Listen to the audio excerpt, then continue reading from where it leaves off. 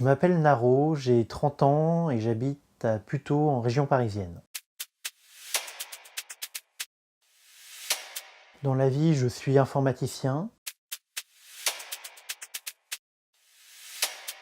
Ce qui m'a fait prendre conscience qu'il fallait agir et qu'il fallait faire des choses, ça a été les BD d'Emma. Elle parle d'un truc très particulier, qui est le départ de son copain à la fin de son congé paternité de 11 jours, où elle s'est retrouvée complètement tout seule.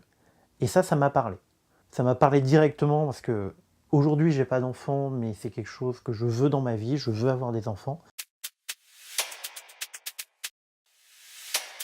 En tant qu'homme, en tant que potentiel futur père, ça m'a touché vraiment profondément. C'est-à-dire que je me suis vraiment rendu compte que, mais ouais, là, moi, je vais retourner bosser, je vais pas pouvoir profiter de mon enfant, apprendre à être père, et en plus, je vais laisser ma copine toute seule. Les femmes récupèrent toute la charge mentale et toutes les tâches qui touchent à l'enfant parce qu'elles ont le temps d'assimiler toutes ces tâches, ont le temps d'apprendre à s'occuper de l'enfant, ce que le père n'a pas, vu qu'il est au boulot.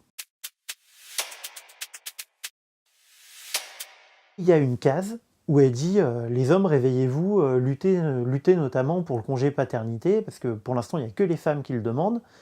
Tiens, il doit exister des choses.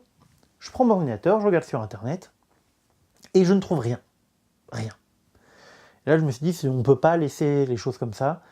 Et là, c'est là que je prends mon ordinateur et je commence à rédiger le texte qui va donner la pétition derrière.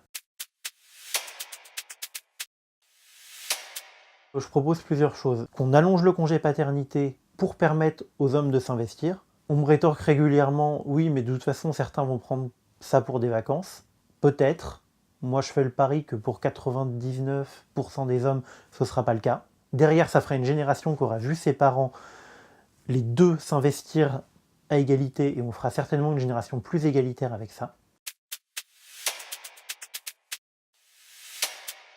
Pour moi, ce qui est important, c'est aussi de faire parler les hommes de féminisme.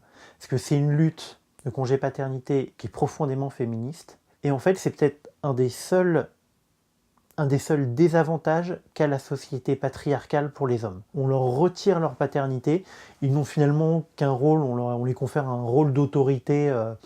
Oui, ils ont l'autorité sur l'enfant, ils doivent dire c'est pas bien, à la rigueur ils ont un peu le jeu, mais c'est tout.